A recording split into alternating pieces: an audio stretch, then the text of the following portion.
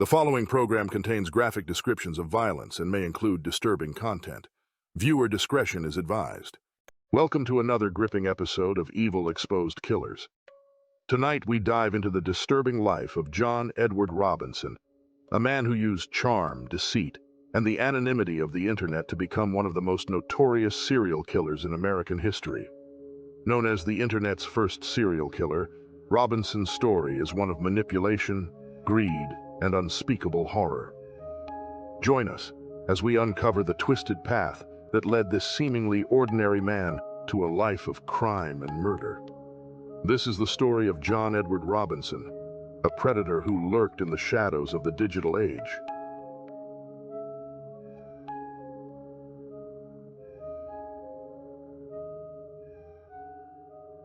John Edward Robinson was born on December 27, 1943, in Cicero, Illinois, a suburb of Chicago. From an early age, Robinson exhibited troubling behavior that hinted at the darker path he would eventually follow.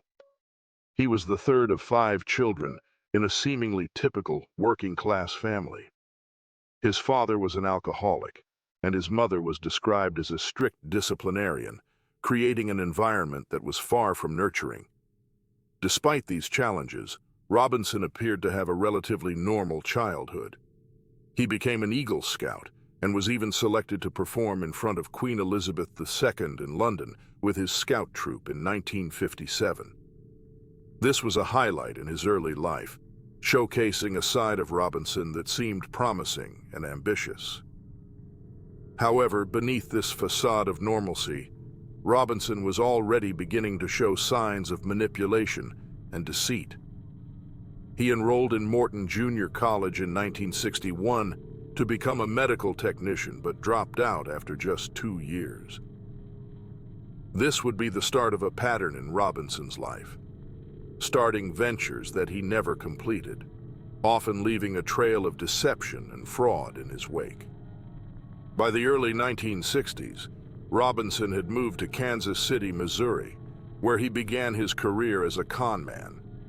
He forged credentials to secure positions of trust, such as an X-ray technician and a hospital orderly, despite having no real qualifications.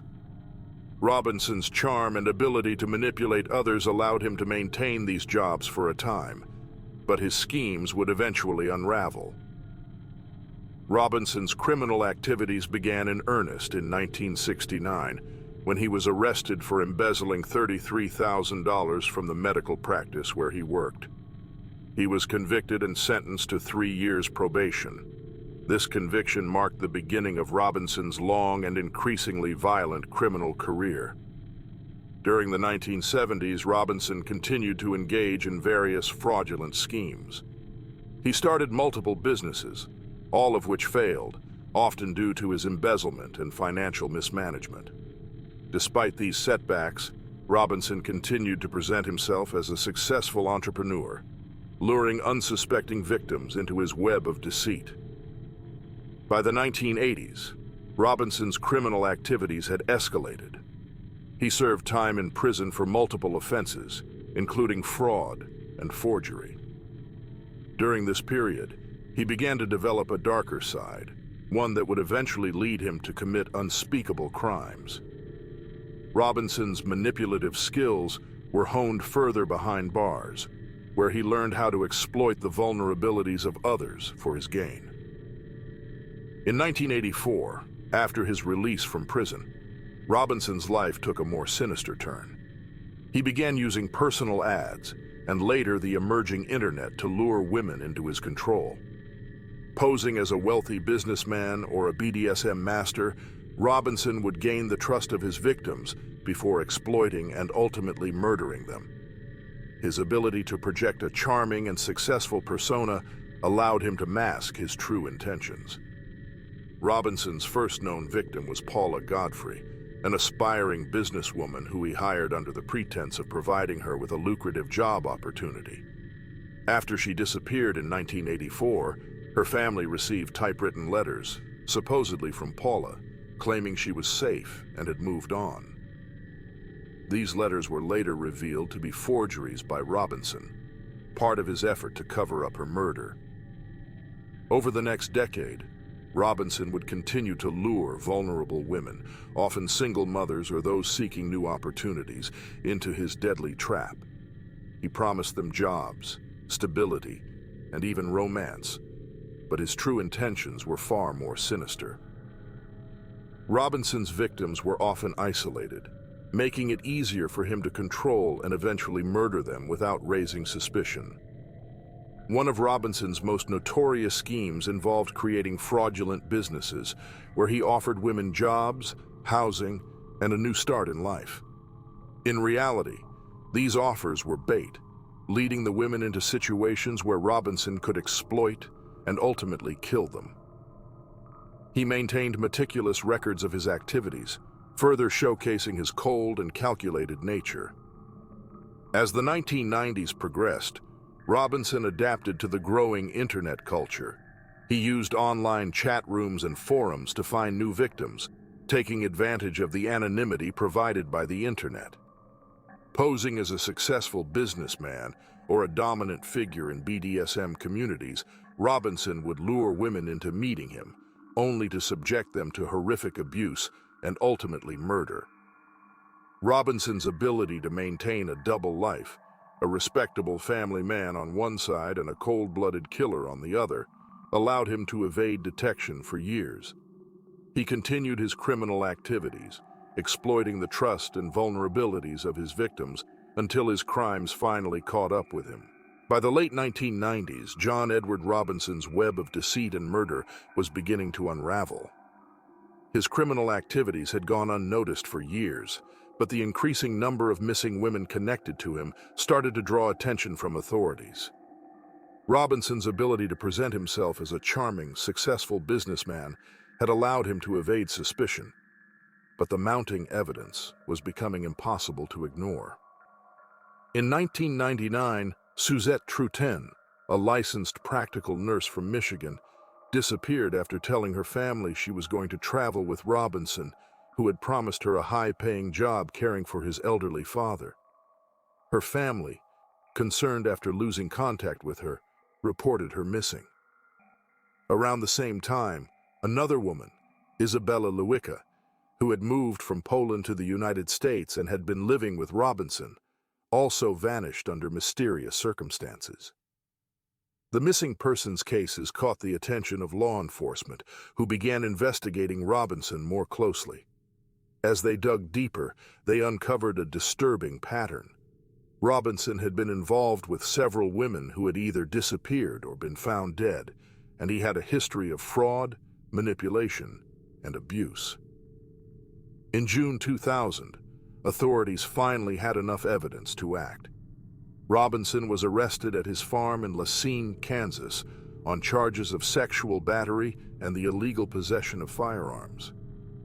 But it was what investigators found on his property that revealed the true horror of his crimes. In 2 large barrels hidden on his farm, police discovered the decomposed bodies of Suzette Trutin and Isabella Lewicka. Both women had been brutally murdered, and their bodies were stored in the barrels as if they were mere objects. The discovery of the bodies confirmed what investigators had feared. Robinson was a serial killer. Further investigation led authorities to a storage unit Robinson had rented in Raymore, Missouri. Inside, they found 3 more barrels, each containing the remains of a woman who had been missing for years. These victims were later identified as Beverly Bonner, a prison librarian who had disappeared in 1995, Sheila Faith, who had been lured by Robinson with promises of financial support, and Faith's 15-year-old daughter, Debbie. Robinson had killed them all and hidden their bodies in the barrels, hoping they would never be found. The evidence against Robinson was overwhelming. His methodical planning and cold-blooded execution of his crimes left no doubt about his guilt. The trial, which began in 2002, was a media sensation, with the public shocked by the sheer brutality of Robinson's actions and the extent of his deception. During the trial, Robinson showed little remorse. He attempted to blame others and minimize his involvement, but the evidence was irrefutable. Witnesses testified about his manipulation, his use of the internet to lure victims, and his financial scams that often accompanied his murders. The prosecution painted a chilling picture of a man who viewed his victims as disposable objects, exploiting their trust and vulnerability before ending their lives. In October 2002, John Edward Robinson was found guilty of multiple counts of murder and was sentenced to death in Kansas. He was also given life sentences in Missouri for the additional murders.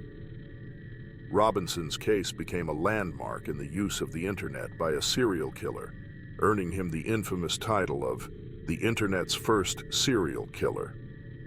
Today, John Edward Robinson remains on death row, a stark reminder of the dangers that can lurk behind a facade of charm and respectability. His story is a chilling example of how modern technology can be exploited by those with malicious intent, and it serves as a cautionary tale about the importance of vigilance in an increasingly connected world. Robinson's crimes left a trail of devastation, affecting not only the victims and their families, but also the communities he manipulated and betrayed. His ability to lead a double life, presenting himself as a pillar of the community while secretly committing horrific crimes, highlighted the complexities of human nature and the capacity for evil that can reside in seemingly ordinary individuals. The legacy of John Edward Robinson's crimes continues to resonate as law enforcement and the public grapple with the lessons learned from his case. It underscores the need for caution when interacting with strangers online, and the importance of thorough investigations when individuals go missing under suspicious circumstances. As the years pass, the memory of Robinson's victims remains a solemn reminder of the lives lost to his brutal actions. Their stories, once hidden in the shadows of his deception, are now brought to light, ensuring that they are never forgotten. John Edward Robinson's story is a harrowing reminder of the darkness that can hide behind a seemingly ordinary facade. His ability to manipulate, deceive, and ultimately destroy lives through charm and the anonymity of the internet left a trail of devastation that shocked the nation. As we reflect on the lives lost to his heinous actions, let us remain vigilant, both online and in our everyday interactions, to protect ourselves and those we care about from predators who may be hiding in plain sight. Thank you for joining us on this episode of Evil Exposed Killers. Stay tuned for more stories where we uncover the darkest corners of human nature and seek justice for those who can no longer speak for themselves. Until next time, stay safe, stay vigilant, and remember, evil thrives in silence. Please like and subscribe to Evil Exposed for more riveting stories.